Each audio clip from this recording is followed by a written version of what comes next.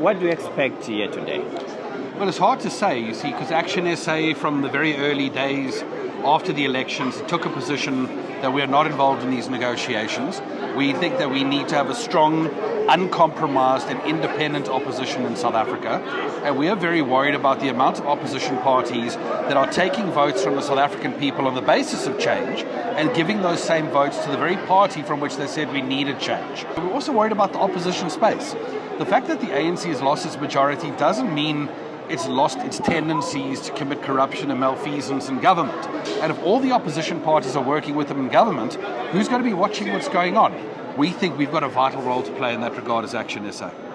What do you think about the GNU that is going to be formed? Well, firstly, we don't think it is a GNU at all. I think that is a rather generous term that's been given to this thing by members of the media and political parties. What you had is opposition parties for so long arguing why we need to reduce the size of our cabinet.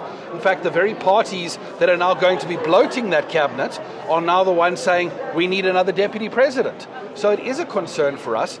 And in fact, one of the reasons why ActionSA has communicated that we will not be supporting any candidate today is because they haven't even told us who they're putting forward.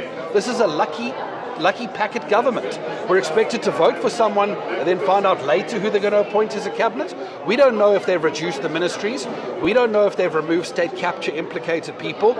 And in that environment, ActionSA is going to show what we mean today by being a constructive opposition. If you are going to bring proposals to us that serve the South African people and engage us, we'll support them.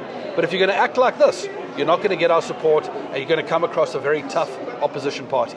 When ActionSA signed an agreement in August last year that said we were not going to co-govern with the ANC, and we campaigned on that agreement, we don't think it's fair after the votes are counted to go and change your mind afterwards. And that's what we have seen from our former partners in the multi-party charter. We're going to move forward as an untethered, unencumbered ActionSA, free to be the best ActionSA we can be, because we know our offer speaks to the South African people as soon as we're standing alone, not poisoned by those around us.